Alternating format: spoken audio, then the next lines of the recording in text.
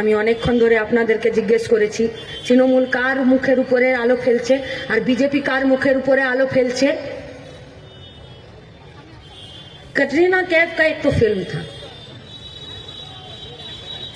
कटरीना कैफ ওই সিনেমাটাতে যখন ও নাচছিল মঞ্চের উপরে তখন ওর চুলগুলো উড়ছিল,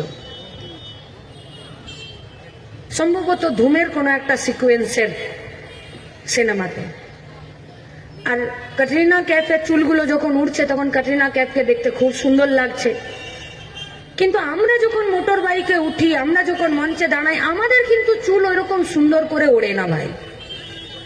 আমরা মোটর সাইকেলে যদি খোলা চুলে যাই আর মোটর সাইকেল থেকে যদি নামি, তাহলে হয় ওই চুলের আধা ফেলে দিতে হবে জট ছাড়িয়ে, আর নইলে মাথা মুড়িয়ে দিতে হবে, কারণ অত সুন্দর চুল নেই।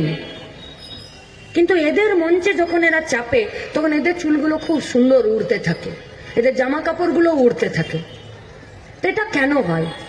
তখন এক নেতা বলেছিল যে এরা যখন মঞ্চে দাঁড়িয়ে নাচ গান শুটিং করে তখন কিছু স্টাফ থাকে, তখন এরা কেউ ব্লোয়ার চালায়, কেউ লাইট দেয়, কেউ মুখের কাছে মাউথ পিসটাকে নিয়ে আসে, আর এদেরকে দেখতে সুন্দর লাগে, এদের মুখে আলো ফেলে, এদের চুলগুলো ওড়ে, এদের গালের লাল রংটা দেখতে পাওয়া যায়, এদের সব কিছু স্পষ্ট দেখতে পাওয়া যায়। আজকে তৃণমূল বিজেপির মুখে এত সুন্দর করে আলো ফেলছে, আর বিজেপি তৃণমূলের মুখে এত সুন্দর করে আলো ফেলছে যে টিভির পর্দায় তৃণমূল আর বিজেপি ছাড়া কিচ্ছু দেখতে পাওয়া যায় না।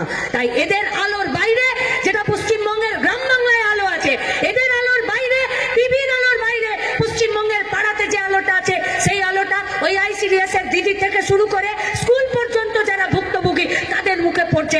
আমাদের কাজ ওই আলো নিয়ে, আর সেই আলোকে নিয়ে পশ্চিমবঙ্গে আলো জ্বালানোর কাজে আপনাদেরকে আমাদের সাথে লড়াইয়ের ময়দানে থাকার আহ্বান জানিয়ে আমার কথা শেষ করছি। ইনকালাব জিন্দাবাদ, লাল ঝান্ডা জিন্দাবাদ।